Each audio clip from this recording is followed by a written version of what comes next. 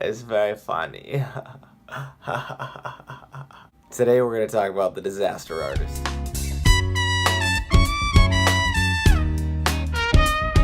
The Disaster Artist is directed by James Franco and also stars James Franco, his brother Dave Franco, Seth Rogen, and Ari Graynor. This is really about the making of the film called The Room. It's the cult classic film known for being so bad that it's good. It's shown all across the country in midnight screenings, and it's kind of accumulated this very, very strong, almost passionate following behind it, just because of what it's become through memes, YouTube videos, and its presence everywhere. That film stars the mysterious and kind of bizarre and strange Tommy Wiseau. This movie is based kind of on the book that he wrote about the making of his movie, The Room. With the looks and the feel of the movie, it kind of has this 90s, late 90s, early 2000s kind of retro vibe and feel to it. There's a lot of handheld camera work that I did notice. It does feel very short, which I think is a positive thing. The movie just kind of flew by, and I think that lends to the fact that I was engrossed in what was happening. It just kind of came and went, and at the end I was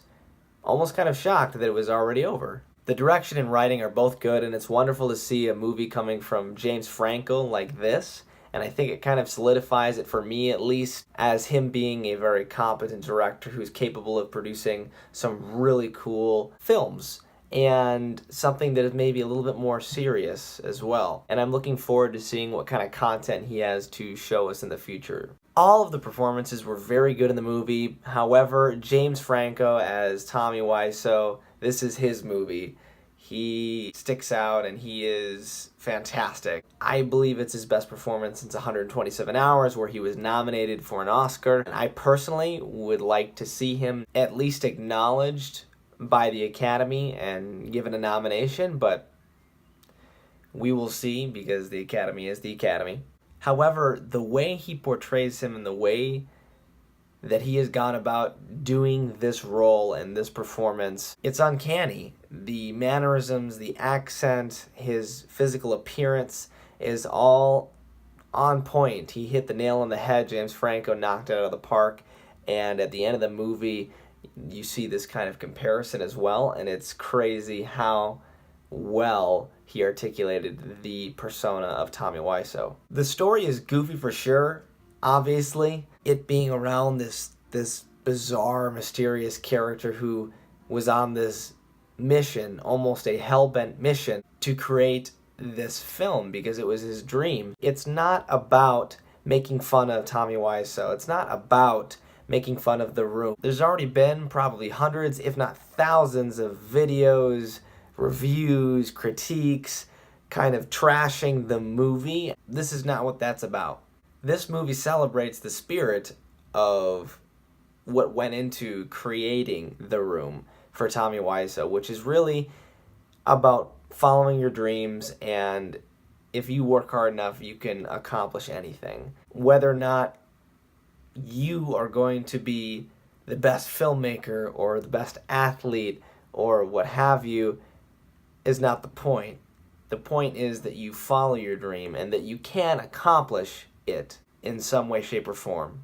That is what Tommy Wiseau was able to do with his movie, and that is really what this movie is trying to capture, I believe, is the spirit that went into creating it and the inspiration therein. It is endearing with a lot of very funny scenes, but it also is surprisingly dramatic and has some relatively touching moments. As far as any of my problems with the movie, full disclosure, I have not seen The Room. I have seen clips of some of the more famous scenes. I know of its iconic place in our pop culture. That is it. I am very aware of it. So I don't know if that's what affected my viewing of it or not, but I just watched it as a film by itself, not necessarily directly influenced by the source material. The film did not hit me as hard or impact me in a grand way, and that's probably my biggest flaw with the movie. I personally, from seeing reviews, marketing, critical reviews of this movie, probably myself got overly excited for the movie, but I think it was overhyped, and I was a little underwhelmed with respect to how much buzz it actually ended up generating. This movie really sat in the middle ground between serious and funny, which I think is what it was going for, and it really allowed it to have some ground of levity, so it wasn't completely serious, but it also was somewhat dramatic. It did make me laugh, and I think it was a good R-rated comedy, but on the other hand, it wasn't gut-busting laughter. And on the flip side of that, as a drama, it was warm and endearing, but it also didn't punch me to my core emotionally. It was just a really bizarre story. It's hard to criticize the story because technically it is a true story, and whenever there is a nonfiction element or where it's mostly nonfiction, it's hard to really criticize elements of the story because here it's really just a case of truth almost being stranger than fiction. In the end, The Disaster Artist is a warm, R-rated comedy. Even though that may sound a little contradictory, it does feel relatively warm because of its message and its central theme. It is well crafted, and I believe it authentically captures the origins of the movie The Room and the spirit that went into making that movie. In this movie, James Franco absolutely steals the show and shines throughout the entire movie, and he did a fantastic job. However, it's not a perfect film. Not to say that it was completely flawed, but it just did not deeply move me or have me keeled over with laughter, unable to breathe either. Furthermore, it is still a good time, and I think anyone really can go to the theater, watch this movie, enjoy it, feel good, have some laughs, but I think you'll probably enjoy it more if you've actually seen The Room, especially if you have an affinity for that movie and you're one of those people who goes to those midnight screenings and throws spoons at the screen. So guys, I'm going to give it an 8 out of 10.